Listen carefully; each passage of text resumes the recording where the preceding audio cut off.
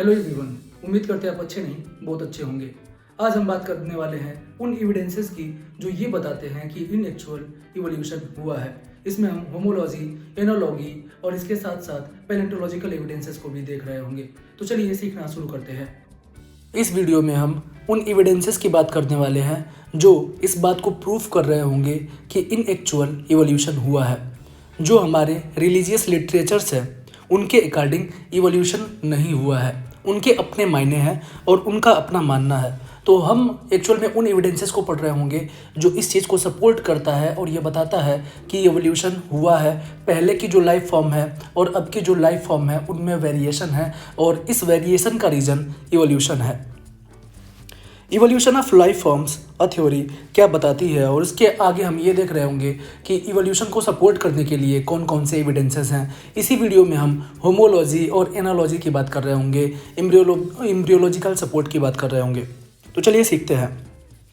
Conventional religious literatures tell us about the theory of special creation. मतलब जो भी religious literatures थे ये एक स्पेशल क्रिएशन की थ्योरी की बात करते थे जिनके 3 कनोटेशन थे।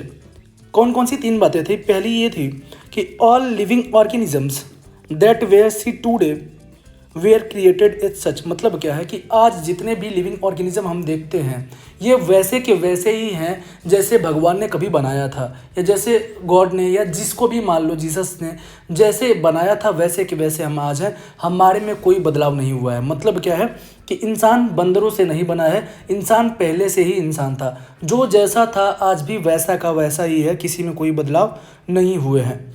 हमारे धर्म की दूसरी बातें क्या थी?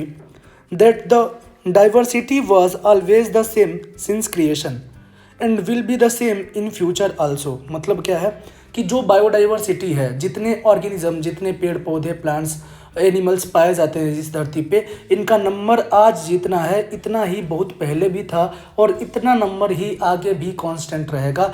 जो कि हम आज देखते हैं नेचर में सही नहीं है।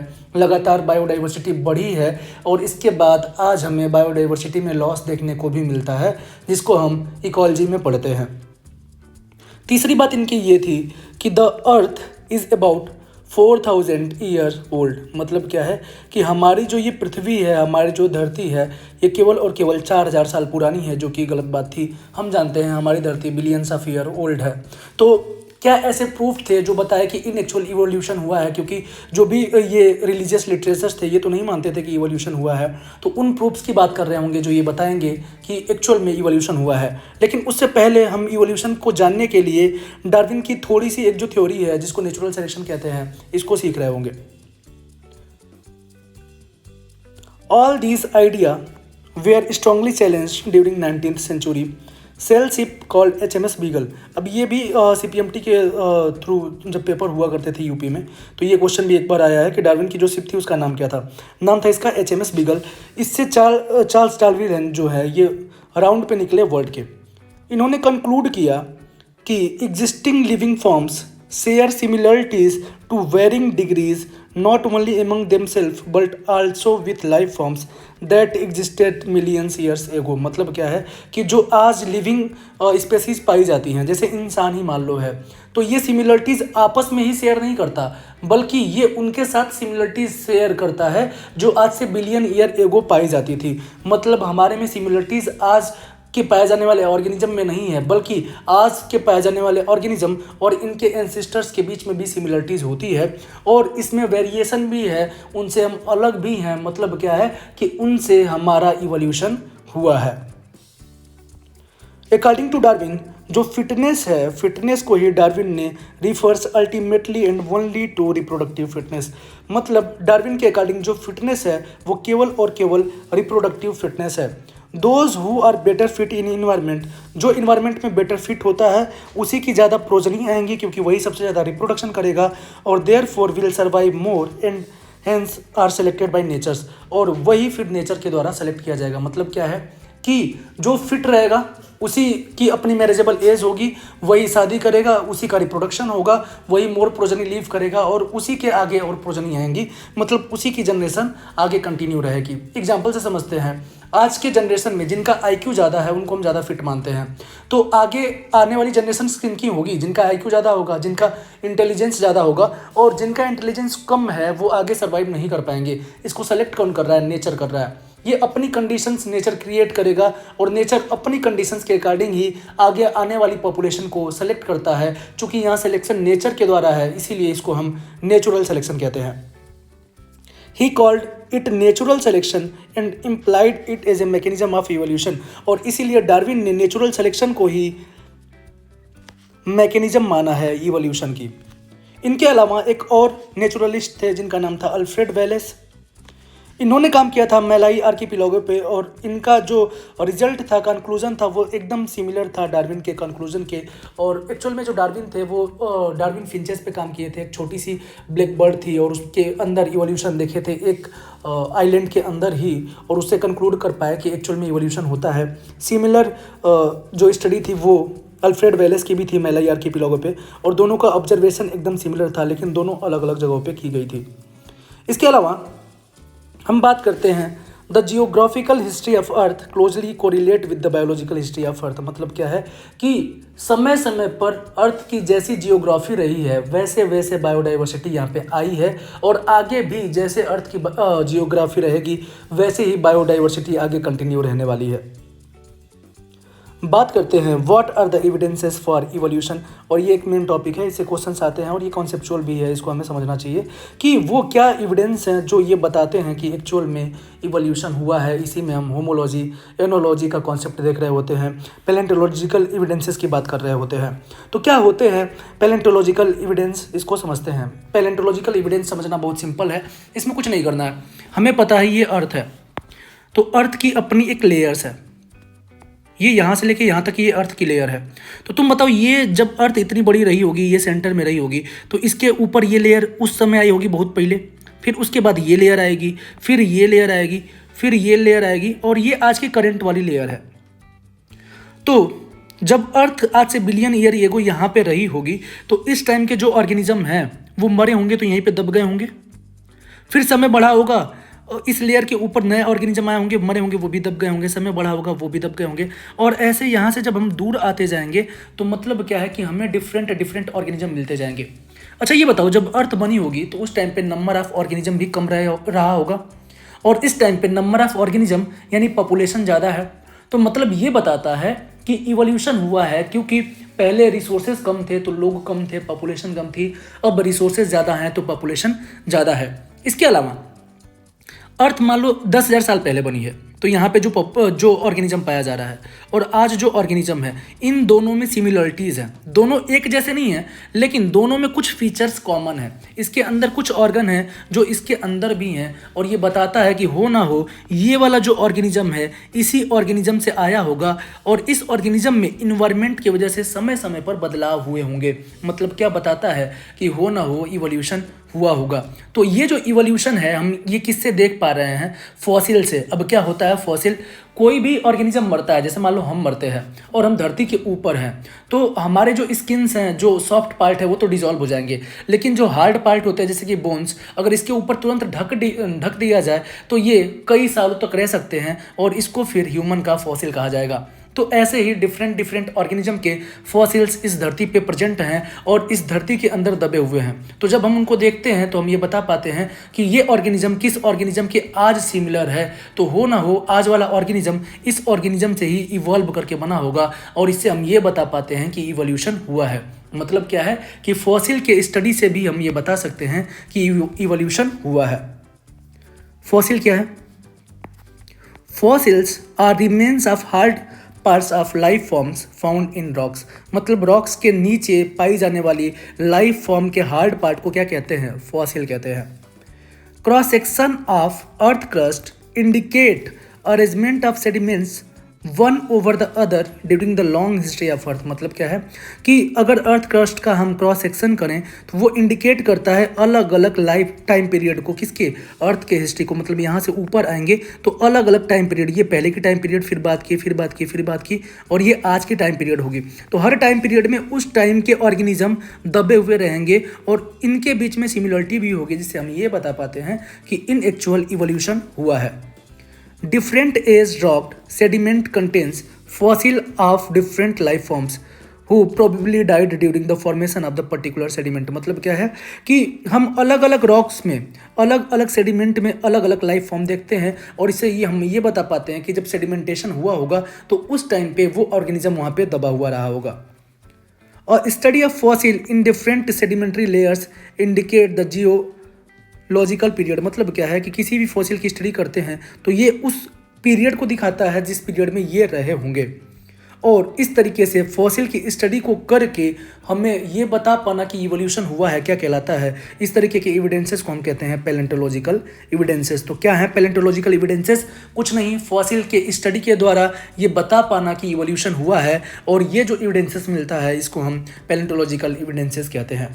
एक बहुत अच्छी थ्योरी थी, जब आई थी सबको बहुत अच्छी लगती थी, एम्ब्रियोलॉजिकल सपोर्ट ऑफ इवोल्यूशन, जो अर्नस्ट हैकल ने दिया था। एक्चुअली जब मैं शुरू में पढ़ा था इसको तो मुझे भी काफ़ी अच्छी थ्योरी लगी थी, बट ये डिस्प्रूव कर दी गई कार्ल अर्नस्ट वॉन बियर द्वारा। इनकी थ्योरी क्या थी कि जब हम एम्ब्रियोलॉजिकल लाइफ में रहते हैं, मतलब जब जेस्टेशन पीरियड रहता है और 1 महीने से लेकर 9 महीने तक हमारी शरीर डेवलप होती है, तो वो सभी लाइफ फॉर्म हमारी बॉडी शो करती है जो इवोल्यूशन में एक्चुअल में लाइफ फॉर्म शो करती है। जैसे हम जब एक जाइगोट रहते हैं तो जाइगोट से एम्ब्रियो बनता है, एम्ब्रियो से फिर चाइल्ड बनता है, तो ये पूरा प्रोसेस 9 महीने में कंप्लीट होता है। तो जाइगोट एक सिंगल सेल है, सिंगल सेल से मल्टी सेल बनने में जितना चेंजेस है, ये पूरा चेंजेस अर्थ बनना और अर्थ पे पहले लाइफ के बनने से आज तक के चेंजेस को दिखाता है। कितना इंटरेस्टिंग है। मतलब क्या है कि सबसे पहले जाइगोट एक सिंगल सेल का यूकैरियोट है। अब ये सिंगल सेल यूकैरियोट आगे बढ़ेगा तो ये टेट्रापोडा के सारे फीचर शो करता है। मतलब क्या है, पीसीज यानी फिश के फीचर भी शो करेगा, जैसे गिल्स पाया जाता है। इसके बाद एम्फीबिया के फीचर शो करता है, रेप्टिलिया के फीचर शो करता है, कौन, एम्ब्रियो। उसके बाद एवीज यानी बर्ड के फीचर शो करता है, और लास्ट में फिर मैमल्स के फीचर शो करता है। मतलब ये सारे के सारे फीचर्स एम्ब्रियोलॉजिकल लाइफ में देखे जा सकते हैं। लेकिन ये थ्योरी डिस्प्रूव्ड हो गई, और ये एक्चुअली कब होता है, जब ये धरती बनी है तो सबसे पहले एक यूकैरियोटिक सेल बनी। अब ये यूकैरियोटिक सेल टेट्रापोडा में आएगी तो सबसे पहले क्या बनेगी, पीसीज यानी मछली, फिर आएगा एम्फीबिया, रेप्टिलिया, एवीज, मैमेलिया। तो कुछ इस तरीके से इवोल्यूशन हुआ है। तो जो अर्नस्ट मेयर थे, इनका कहना था कि ये जो इवोल्यूशन आप देखते हो बाहरी दुनिया में, ये इवोल्यूशन हम 9 महीने के अंदर ह्यूमन बेबी में भी देख सकते हैं, जब ये एक सिंगल सेल का रहता है और ये जब कंप्लीट एम्ब्रियो बनता है तो ये सारे स्टेजेस को शो करता है, और ये दिखाता है कि इवोल्यूशन हुआ है। लेकिन ये एक्चुअली में सही कॉन्सेप्ट नहीं था, ये इनका मिसमैनेजमेंट था, और इसको बाद में डिस्प्रूव भी कर दिया गया। तो समझते हैं एम्ब्रियोलॉजिकल सपोर्ट ऑफ इवोल्यूशन। इसको कौन प्रपोज किया था, अर्नस्ट हैकल ने। Certain features during embryonic stage common to all vertebrates that are absent in adults। मतलब क्या है कि सभी वर्टिब्रेट के एम्ब्रियो में कुछ फीचर्स पाए जाते हैं जो उनके एडल्ट में नहीं होते हैं। इसका एग्जाम्पल है, embryos of all vertebrates including humans develop a row of vestigial gill slit just behind the head but it is functional organ only in fish। मतलब क्या है कि जब एम्ब्रियो रहता है ह्यूमन का तो उसके हेड के पीछे वेस्टिजियल ऑर्गन गिल स्लिट पाया जाता है, जो कि ह्यूमन के एडल्ट में नहीं होता है, हमारे अंदर नहीं है। और लेकिन ये फंक्शनल किस में होता है, फिश में होता है। मतलब क्या है कि हमारे एम्ब्रियो में फिश का कैरेक्टर भी प्रेजेंट था, यानी इवोल्यूशन हुआ है, हम कहीं ना कहीं फिश से ही इवॉल्व हुए हैं। This proposal was disproved on careful study performed by Carl Ernst von Baer। अब ये नीट में आ चुका है। He noted that embryo never passed through the adult stages of other animal। मतलब क्या है कि फिश का कोई भी कैरेक्टर एम्ब्रियो के अंदर नहीं पाया जाता है, या एम्फीबिया का कोई भी कैरेक्टर एम्ब्रियो के अंदर नहीं पाया जाता है। ये मिसमैनेजमेंट था अर्नस्ट हैकल का, और बाद में डिस्प्रूव कर दिया गया किसके द्वारा, कार्ल अर्नस्ट वॉन बियर के द्वारा। अब एक्चुअल में हम देखने वाले हैं होमोलॉजी और एनोलॉजी, जो बताते हैं कि हाँ एक्चुअल में इवोल्यूशन हुआ है। दोनों को समझने के लिए पहले हम ये समझते हैं कि क्या है होमोलॉजी और क्या है एनोलॉजी। देखो, हम सबको पता है कि हमारे एंसेस्टर सबसे पहले एक ही थे, हमारे एंसेस्टर कॉमन थे। मान लो ये मैमल्स थे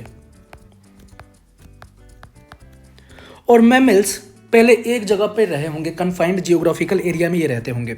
अब यहाँ से ये चारों डायरेक्शन में गए होंगे, हर तरफ पॉपुलेशन बढ़ेगी तो एक ही गांव में थोड़ी रहेंगे, धीरे धीरे ये आगे बढ़ते जाएंगे, टाइम बढ़ता जाएगा, ये आगे बढ़ते जाएंगे, टाइम बढ़ रहा है, ये आगे बढ़ रहा है। अब कोई आगे बढ़ते बढ़ते बढ़ते बढ़ते ये धीरे से फिर पानी में चला गया, कोई आगे बढ़ते बढ़ते इसको उड़ना पसंद था, ये उड़ने लगा, कोई जंगल में चला गया, कोई पहाड़ों पे चला गया, कोई कहीं चला गया। मतलब सभी ऑर्गेनिज्म, ये जो सभी मैमल्स थे, इस जगह से ओरिजिनेट होकर अलग अलग डायरेक्शन में गए। तो ये जो मैमल्स यहाँ पे थे, सबके अंदर कॉमन फीचर एक ही था। मान लो इंसान था, ह्यूमन था, तो इसके पास क्या था, 2 हाथ थे, 2 पैर थे। अब ये अलग अलग डायरेक्शन में जाने रहे हैं, ये पानी में जाने वाले। तो पानी में जैसे गए तो इनको धीरे धीरे तैरना होगा, तो इनको अपने ही हाथों को धीरे धीरे बदल के तैरने वाले फिन्स में कन्वर्ट करना होगा। वैसे ही ये उड़ना चाहते हैं, तो इनको अपने वाले हाथों को कन्वर्ट करके विंग्स में कन्वर्ट करना होगा। ये दूसरे एरिया में गए, चीता बन गए, इधर गए इंसान बन गए, इधर गए भालू बन गया, कुछ भी बन गया, कोई सा भी मैमल बन गया। तो सबको अपने 4 लिम्ब को मॉडिफाई करना होगा इस पर्टिकुलर हैबिटेट में सर्वाइव करने के लिए। तो मतलब क्या है कि इन ऑर्गेनिज्म के अंदर ये जो मैमल्स यहाँ पे आए हैं, सबके अंदर जो स्ट्रक्चर्स है वो तो सेम है, लेकिन उस स्ट्रक्चर के फंक्शन अलग अलग हो गए हैं। ये मैमल जो यहाँ आया है उसको तैरना होगा, तो स्ट्रक्चर तो वही है, 4 लिम्स, लेकिन उसको कन्वर्ट कर लेगा किस में, फिन्स में, ताकि वो तैर पाए। तो क्या ये काम एक दिन में हो पाएगा? नहीं, इसमें टाइम लगता है। और टाइम के बाद ये जो 4 विंग्स थी कन्वर्ट हो गई किस में, 4 लिम्स कन्वर्ट हो गए फिन्स में, और ये तैरने लगे। तो ये क्या है, मॉडिफिकेशन है, जिसमें ओरिजिन तो एक होती है लेकिन फंक्शन अलग अलग हो जाते हैं। स्ट्रक्चर एक ही है लेकिन उसके फंक्शन बदल गए हैं, क्योंकि अलग अलग इन्वायरमेंटल कंडीशन में गए हैं, अलग अलग एडॉप्टेशन हुए हैं, और उस एडॉप्टेशन की वजह से इन ऑर्गन्स में मॉडिफिकेशन देखने को मिला है। लेकिन जो मूलभूत चीज़ें हैं उस ऑर्गन के अंदर वो तो सिमिलर ही रही। वैसे ही यहाँ से ये धीरे धीरे गया, इसको उड़ना था, तो ये अपने 4 लिम्स को मॉडिफाई कर लिया किसमें, विंग्स में, ताकि ये उड़ पाए, और इसमें टाइम लगा। और अगर इसकी सिमिलरिटी इससे है तो हम ये कह पाएंगे कि हो ना हो इसका कॉमन एंसेस्टर जो है यही है, और यहाँ से इवॉल्व होके ये बना है। तो इसके एग्जाम्पल सब एनसीईआरटी में समझते हैं। मैन, चीता, वेल और बैट, सबके जो 4 लिम्स हैं वो देखो एक जैसे है। सब में क्या है, ह्यूमरस है, रेडियस है, अल्ना है, कार्पेल है, मेटाकार्पेल है और फ्लेंजेस है। Humerus, radius, ulna, carpal, metacarpal, phalanges, सब में। वेल के अंदर भी वही पाया जा रहा है, बैट के अंदर भी वही पाया जा रहा है, मैन के अंदर भी वही पाया जा रहा है, चीता के अंदर भी वही पाया जा रहा है। मतलब क्या है, समझो कि इन सबके, इन चारों के जो पूर्वज थे वो एक ही थे, बट इनके पूर्वज जब रिप्रोडक्शन किए तो मान लो इनके 4 लड़के हो गए। अब चारों अलग अलग डायरेक्शन में गए, तो जो इस डायरेक्शन में गए वो क्या बन गए, मैन बन गए। जो इस डायरेक्शन में गए वो चीता बन गए। जो इस डायरेक्शन में गए वो वेल बन गए। जो इधर गए वो क्या बन गए, बैट बन गए। तो जिनको उड़ना पसंद था वो बैट बन गए। तो देखो ये जो स्ट्रक्चर है वो सिमिलर है किसके, इनके एंसेस्टर के स्ट्रक्चर के ही सिमिलर है। इसके वेल के अंदर भी जो स्ट्रक्चर है वो एंसेस्टर के स्ट्रक्चर के ही सिमिलर है। मतलब क्या है कि जो ओरिजिन है, इनकी ओरिजिन तो कॉमन है, लेकिन जो फंक्शन है वो अब अलग अलग हो गया है, क्योंकि इन्वायरमेंट अलग अलग हो गया है। तो देखो इनके अंदर स्ट्रक्चर एक ही है, ओरिजिन एक ही है, लेकिन फंक्शन डिफरेंट है। इस ऑर्गन को या ऐसे ऑर्गन को हम कहते हैं होमोलॉगस ऑर्गन। तो इनकी जो फिन्स होंगी, बैट की जो विंग्स होंगी, और मैन की जो ये 4 लिम्ब है, ये सब क्या है, होमोलॉगस ऑर्गन है। होमोलॉगस ऑर्गन का मतलब क्या है कि ओरिजिन एक होगी और फंक्शन डिफरेंट होगा। यहाँ पे देखो एक कॉमन पॉइंट से ये रेडिएट हुआ है, फैला है, डाइवर्ज हुआ है। तो इस तरीके के इवोल्यूशन को हम कहते हैं डाइवर्जेंट इवोल्यूशन, और फिनोमिना का नाम होता है होमोलॉजी, क्योंकि इसमें हम होमोलॉगस ऑर्गन देखते हैं। तो उम्मीद है आपको होमोलॉगस ऑर्गन क्या होते हैं, होमोलॉगी क्या होती है, आपको अच्छे से समझ में आया होगा। चलिए एनसीईआरटी की रीडिंग को देखते हैं। एग्जाम्पल्स, वेल, बैट्स, चीता एंड ह्यूमन। और इन चारों को छोड़ दो, कोई भी मैमल हो, share similarities in the pattern of bone of 4 limbs. ये अपने 4 लिम्स के बोन में सिमिलरिटीज शो करते हैं। Four limb perform different functions. क्यों? क्योंकि डिफरेंट इन्वायरमेंट में गए हैं तो फंक्शन भी अब डिफरेंट हो जाएगा, लेकिन सबके अंदर सिमिलर एनाटॉमिकल स्ट्रक्चर पाया जाएगा। All of them have humerus, radius, ulna, carpals, metacarpal and phalanges in their four limbs. मतलब कोई सा भी मैमल हो, उनके फोर लिम्ब में यही सारी चीजें पाई जाएंगी। उनके फंक्शन अलग अलग हो सकते हैं, लेकिन जो स्ट्रक्चर है वो सिमिलर ही होगा। और ये एग्जाम्पल है डाइवर्जेंट इवोल्यूशन का। मतलब ये दिखाता है कि हमारे पूर्वज एक ही थे और वहाँ से हम अलग अलग डायरेक्शन में गए और अलग अलग ऑर्गेनिज्म में इवॉल्व हो गए, और ये शो करता है कि इवोल्यूशन हुआ है। तो जो होमोलॉजी है ये प्रूफ है कि इवोल्यूशन हुआ है, एविडेंस है इवोल्यूशन का। Hence, in these animals, the same structure developed along different directions due to adaptation to different need। देखो यहाँ पे ये लाइन देती भी है एनसीईआरटी कि इन एनिमल्स में एक ही स्ट्रक्चर है, डेवलप हो गया है अलॉन्ग डिफरेंट डायरेक्शन। जब डिफरेंट डायरेक्शन में ये गए हैं, क्यों? क्योंकि अडॉप्ट करना था उस इन्वायरमेंट में, पानी में अडॉप्ट करना था, हवा में अडॉप्ट करना था, क्योंकि पानी की ज़रूरतें अलग हैं, हवा की ज़रूरतें अलग हैं, ड्यू टू डिफरेंट नीड्स। और इसको हम क्या कहते हैं? डाइवर्जेंट इवोल्यूशन कहते हैं। And these structures are homologous. और ये जो स्ट्रक्चर आप देख रहे हैं, ये स्ट्रक्चर कैसे होंगे? होमोलॉगस होंगे। Homology indicate common ancestry. और होमोलॉजी हमें बताती है कि हो ना हो, होमोलॉगस में जो एंसेस्टर होते हैं वो कॉमन होते हैं। ये नीट में पूछा जा चुका है। तो कुल मिला जुला के होमोलॉगस में हम ये सीखते हैं कि इसमें ओरिजिन सेम होती है लेकिन फंक्शन अलग अलग होते हैं। और ये इवोल्यूशन कैसा होता है? डाइवर्जेंट होता है। तो ये डायग्राम अगर आप याद रखते हो तो इसके क्वेश्चंस कर ले जाओगे। ओरिजिन एक, फंक्शन अलग अलग, ये क्या हो रहा है? डाइवर्ज हो रहा है। तो डाइवर्जेंट इवोल्यूशन होता है जिसमें ओरिजिन एक होता है, स्ट्रक्चर एक होता है, लेकिन उस स्ट्रक्चर के फंक्शन अलग अलग होते हैं, क्योंकि क्या हुआ है? डाइवर्जेंट इवोल्यूशन हुआ है। इसके अलग एग्जाम्पल्स भी हैं, जैसे वर्टिब्रेट के हार्ट्स और वर्टिब्रेट के ब्रेन्स। मतलब क्या है कि सभी वर्टिब्रेट के अंदर और सभी वर्टिब्रेट के अंदर जो उनका हार्ट है सेम टाइप ऑफ मसल से बना हुआ है। सभी वर्टिब्रेट के अंदर जो ब्रेन है सेम टाइप ऑफ मसल से बना है। तो ये दोनों अलग अलग करके एक बार नीट में आ चुका है। वर्टिब्रेट हार्ट अलग आया, वर्टिब्रेट ब्रेन अलग आया, और इसके साथ साथ फोर लिम्स वाला अलग आया। ये तीन एक बार करके आ चुका है नीट 2018 में। इसके साथ साथ thorns and tendrils of bougainvillea and Cucurbita represent homology. मतलब क्या है कि ये जो थॉर्न और टेंड्रिल है इनके फंक्शन अलग अलग हैं। थॉर्न क्या करता है? प्रोटेक्शन करता है। टेंड्रिल किस में हेल्प करता है? क्लाइंबिंग में हेल्प करता है। ये लताएं जिससे ये पौधा ऊपर तक चढ़ पाता है। तो दोनों के फंक्शन अलग अलग हैं। ये इसको बचाता है ग्रेजिंग हर्बीवोरस से, ताकि इसको कोई जानवर खा ना पाए। लेकिन इनका जो ओरिजिन है वो एक ही है। ये थॉर्न हो चाहे ये टेंड्रिल हो, दोनों के दोनों कहाँ से ओरिजिनेट होते हैं? एक्जिलरी बर्ड से। तो जब भी ओरिजिन एक होगा, ओरिजिन सेम होगा, फंक्शन अलग अलग होंगे। किसके एग्जाम्पल होंगे? होमोलॉगस के। अब देखते हैं analogy. Analogy refers to the situation exactly opposite. Analogous actual में अपोजिट होते हैं होमोलॉगस के। मतलब इसमें क्या होता है? इसमें ओरिजिन अलग अलग हो जाती है और फंक्शन क्या होता है? इसमें फंक्शन सेम ही हो जाता है। मतलब क्या है कि समझते हैं, जैसे मान लो एक ये इन्वायरमेंट था जब धरती बनी है और लोग रहना चालू कर दिए हैं। एक यहाँ पे इन्वायरमेंट है, एक यहाँ पे है, ये है समुद्र। तो यहाँ के कुछ मेंबर चारों डायरेक्शन में जाएंगे, डाइवर्जेंट इवोल्यूशन होगा।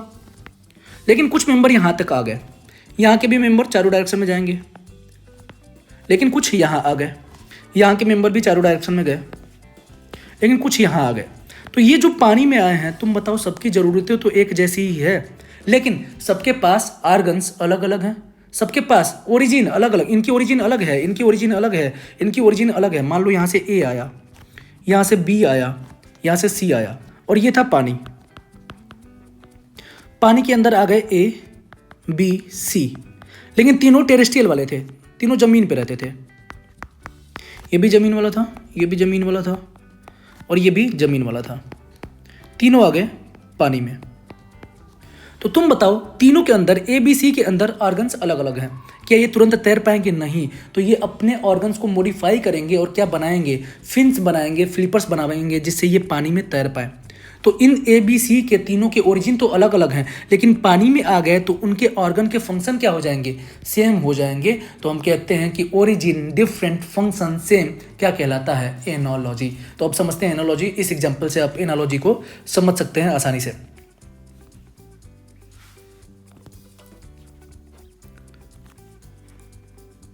Wings of butterfly end of birds look alike, मतलब क्या है कि जो बटरफ्लाई है, तितली है, ये हमें पता है इंसेक्ट में पाई जाती है, और वहीं बर्ड एवीज में पाई जाती है।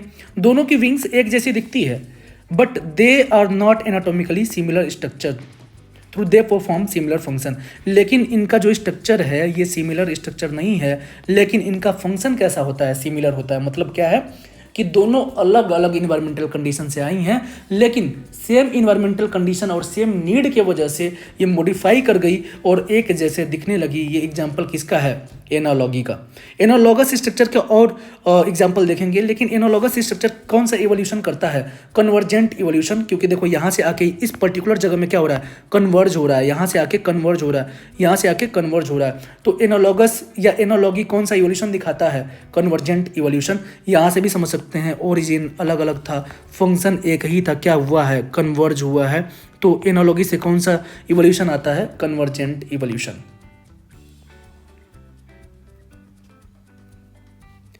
कन्वर्जेंट इवोल्यूशन किसको कहते हैं, different structure evolving from the same function and hence having similarity. मतलब क्या है कि अलग अलग स्ट्रक्चर इवॉल्व हो जाते हैं एक ही फंक्शन के लिए, और इसीलिए उनके अंदर सिमिलरिटी देखने को मिलती है। जैसे कि eye of octopus and of mammals, दोनों के ओरिजिन अलग अलग हैं लेकिन फंक्शन एक ही है। वैसे ही फ्लिपर्स ऑफ पेंगुइन और डॉल्फिन, दोनों की ओरिजिन अलग अलग है लेकिन फंक्शन सेम है। वैसे ही स्वीट पोटैटो जो रूट का मॉडिफिकेशन है और पोटैटो जो स्टेम का मॉडिफिकेशन है, दोनों की ओरिजिन अलग अलग है। इसकी ओरिजिन रूट है, इसकी ओरिजिन स्टेम है, लेकिन फंक्शन दोनों का सिमिलर है, क्या, स्टोरेज ऑफ फूड। ये भी एग्जांपल है एनालॉजी के, ये नीट में आ चुका है। तो बहुत बेसिक सी बातें हैं। Function same, origin different, analogy है। Function different, origin same, homology है। इसके अलावा भी हम इवोल्यूशन के जो एविडेंसेस हैं देख पाते हैं प्रोटीन में और जीन में। ये बहुत अच्छा कॉन्सेप्ट है, नीट में अभी पूछा नहीं है लेकिन ये पूछा जा सकता है, और इससे पता चलता है कि होमोलॉजी इवोल्यूशन को सपोर्ट करती है। क्या है, समझाते हैं।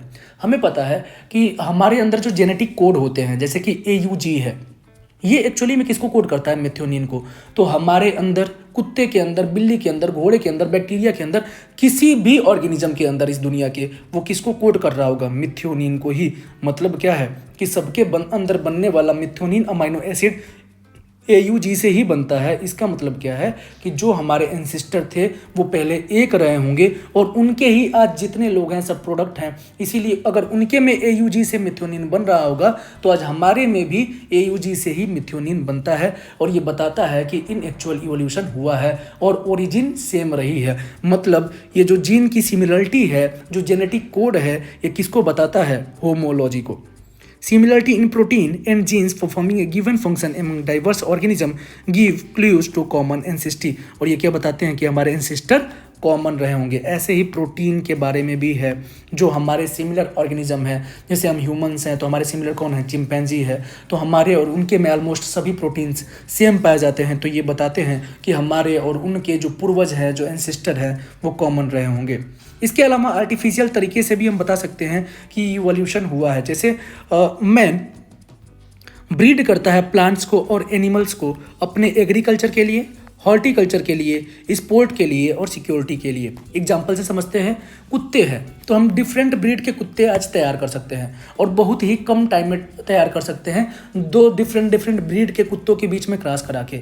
और इससे हम ये देखते हैं कि एक नई ब्रीड आ गई है, इसको हम कुछ सालों में ही देख पाते हैं। तो क्या है, इवोल्यूशन हुआ है, कोई नई प्रोजनी, नई तरीके की प्रोजनी हमें देखने को मिलती है।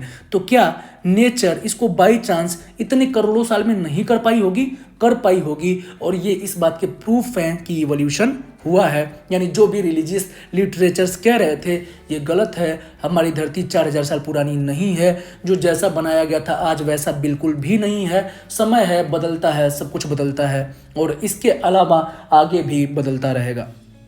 एक और एग्जाम्पल देखते हैं इवोल्यूशन का। इवोल्यूशन बाय नेचुरल सिलेक्शन काफ़ी फेमस टॉपिक है ये और समझना उतना ही आसान है। ये कहाँ से देखा गया है? इंग्लैंड में देखा गया है। देखो 2 टाइम पीरियड हमको देखना है, एक 1850 का और एक 1920 का। एक छोटी सी कहानी से समझते हैं।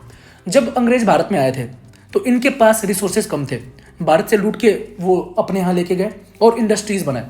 तो 1850 का वो समय जब यहाँ से ये लूट के लेके जाना चालू किए और 1920 तक अपने पास तक भर लिए। तो 1920 तक इनके यहाँ खूब कंपनियाँ लगी, इनके लंदन में बहुत सारी कंपनियाँ खुली और फिर क्या हुआ, पोल्यूशन बढ़ने लगा। 1850 के करीब पोल्यूशन कम था क्योंकि इंडस्ट्रीज कम थी, बाद में कंपनी बड़ी, पोल्यूशन बढ़ने लगा। तो 2 टाइम को देखने वाले हैं, जब पोल्यूशन कम था कंपनी कम थी 1850, और जब पोल्यूशन ज़्यादा था कंपनी ज़्यादा थी 1920। अब 2 चीज़ों में हम ये बता पा रहे होंगे कि इवोल्यूशन हुआ है। देखो, before industrialisation set in, it was observe that there were more white winged moth on tree than dark winged और मिनलाइज मोथ। मतलब क्या है कि वहाँ पे 2 तरीके के मोथ थे, 2 रंग के मोथ पाए जाते थे, एक वाइट और एक डार्क वाला, ब्लैक मान लो, 2 कलर के मोथ थे। लेकिन उस टाइम पे वाइट वाले ज़्यादा थे, ब्लैक वाले कम थे। रीजन क्या था कि उस टाइम पे पोल्यूशन कम था, तो वहाँ के जो पेड़ थे उन पेड़ के ऊपर लाइकेन ज़्यादा ग्रो करते थे। ये जो लाइकेन थे ये वाइट कलर के होते थे। तो वाइट कलर के जैसे मान लो यहाँ पे डायग्राम से समझते हैं, ये एक पेड़ बनाया, तो इस पेड़ के ऊपर ये पेड़ है, इस पेड़ के ऊपर व्हाइट कलर के लाइकेन ग्रो करते थे पहले, क्योंकि पोल्यूशन नहीं था, और जब पोल्यूशन नहीं होगा तो लाइकेन ग्रो करेंगे। इस पूरे पेड़ को कवर कर लिया कौन? व्हाइट कलर के लाइकेन ने। अब इसके ऊपर दोनों मोथ आते थे, व्हाइट वाले भी और ब्लैक वाले भी। तो अगर मैं व्हाइट बनाऊं तो इसमें तुम्हें दिखेगा भी नहीं कि व्हाइट बनाया गया है, लेकिन अभी मैं ब्लैक बनाऊं तो ब्लैक दिखने लगेगा, व्हाइट वाला तुम्हें नहीं दिखेगा लेकिन ब्लैक दिखने लगेगा। यही उस टाइम के प्रेडिटर के साथ भी होता था जो मोथ को खाते थे। तो जो प्रेडिटर आता था वो एक्चुअल में ब्लैक वाले मोथ को तो खा जाता था, क्योंकि ब्लैक वाला मोथ दिखाई देता था, लेकिन व्हाइट वाला मोथ इस बैकग्राउंड में, ये व्हाइट लाइकेन के बैकग्राउंड में छुप जाता था और व्हाइट वाला मोथ छिपा रह जाता था। तो इस टाइम पे 1850 के टाइम पे व्हाइट वाले मोथ ज़्यादा थे, ब्लैक वाले मोथ कम थे। लेकिन अब यही समय बढ़ा और आ गया 1920 का टाइम, यही फिर से पेड़ बनाते हैं। इस पेड़ पे जो व्हाइट कलर के लाइकेन थे पहले, अब इन लाइकेन का नंबर पहले से हो गया कम, क्योंकि पोल्यूशन हो गया, और जब पोल्यूशन होता है तो लाइकेन ग्रो नहीं कर पाते हैं, तो लाइकेन पहले से कम हो गए। अब इस बैकग्राउंड में दोनों छुपने आए, व्हाइट वाला छुपने आया और ब्लैक वाला, ये ब्लैक वाला है और ये व्हाइट वाला है, दोनों छिपने आए। ये बैकग्राउंड कैसा हो गया था? इनके अब्सेंस की वजह से ब्लैक हो गया था, डार्क हो गया था, क्योंकि लाइकेन नहीं थे। तो बैकग्राउंड है डार्क, डार्क बैकग्राउंड में छिपने दोनों आए हैं, व्हाइट वाला भी आया है और ब्लैक वाला भी आया है। तो अब बताओ कौन छिप पाएगा? ब्लैक वाला छिप पाएगा, और कौन नहीं छिप पाएगा? व्हाइट वाला। तो व्हाइट वाले को अब प्रेडिटर खा जाते थे। अब क्या हुआ 1920 में, अब व्हाइट वाले लाइकेन के नंबर कम हो गए और डार्क वाले यानी ब्लैक वाले लाइकेन का नंबर ज़्यादा हो गया। तो मतलब क्या बताता है कि यहाँ हो ना हो इवोल्यूशन हुआ है। अब एनसीईआरटी को पढ़ते हैं और समझते हैं, बहुत बेसिक सी बात है इसमें। इन 1850 बिफोर इंडस्ट्रियलाइजेशन, मतलब इंडस्ट्री सेट नहीं हुई थी, it was observe that there were more white winged moth on trees than dark winged और मिनरलाइज मोथ। मतलब क्या है कि वाइट वाले मोथ ज़्यादा थे और डार्क वाले कम थे। बट आफ्टर इंडस्ट्रियलाइजेशन, जब इंडस्ट्रियलाइजेशन हो गया 1920 में, there were more dark winged moth in the same area. तो उस टाइम पे डार्क वाले मोथ ज़्यादा हो गए और पॉपुलेशन जो थी, प्रोपोर्शन था जो पॉपुलेशन का था, वो रिवर्स हो गया। ये देखो, ये ट्री दिखाया है और ये मोथ दिखाया गया है, ये ट्री का बैकग्राउंड है और ये मोथ दिखाया गया है। अब इसका एक्सप्लेनेशन क्या है? Predator will spot a moth against contrasting background. Predator moth को पहचान लेता है उनके बैकग्राउंड के against. During post industrialisation period, मतलब जब इंडस्ट्रियलाइजेशन नहीं हुआ था, tree trunk become dark due to industrial smoke and soots. White wing moth did not survive due to predators. Dark wing और मिनरलाइज मोथ सर्वाइव। मतलब क्या है कि जब इंडस्ट्रियलाइजेशन हो गया, एक्चुअली में पोस्ट लिखा है, तो उस टाइम पर ट्री ट्रंक कैसा हो गया? डार्क हो गया, जिसकी वजह से व्हाइट विंग मोथ छुप नहीं पाए और इनको प्रेडिटर ने खा लिया। जो डार्क वाले थे वो छुप गए और ये बचे रह गए। लेकिन इंडस्ट्रियलाइजेशन से पहले थिक ग्रोथ थी किसकी? वाइट कलर्ड लाइकेन की, पेड़ के ट्री के ऊपर, और इसके बैकग्राउंड में वाइट विंग मोथ छुप जाते थे और सर्वाइव कर जाते थे, और उस टाइम पे डार्क विंग मोथ कम थे। तो ये क्या बताता है कि इवोल्यूशन एक्चुअल में होता है, नंबर रिवर्स होते हैं ड्यू टू इन्वायरमेंटल कंडीशंस। हाँ, इन दोनों में ये देखने वाली बात है कि कोई भी वेरिएंट कंप्लीटली वाइप्ड आउट नहीं होता है, मतलब बाहर नहीं निकलता है। मतलब हम ये नहीं कह सकते कि 1920 में केवल और केवल ब्लैक वाले या डार्क वाले मोथ ही रहे होंगे और वाइट वाले मोथ नहीं रहे होंगे। हाँ, ये कह सकते हैं कि वाइट वालों का नंबर कम है, डार्क वालों का नंबर ज़्यादा है, लेकिन कंप्लीटली ये नहीं कह सकते कि पूरी के पूरी तरीके से ख़त्म हो गए होंगे। इसके अलावा देखते हैं कि हम खेतों में हर्बिसाइड और पेस्टिसाइड का यूज करते हैं।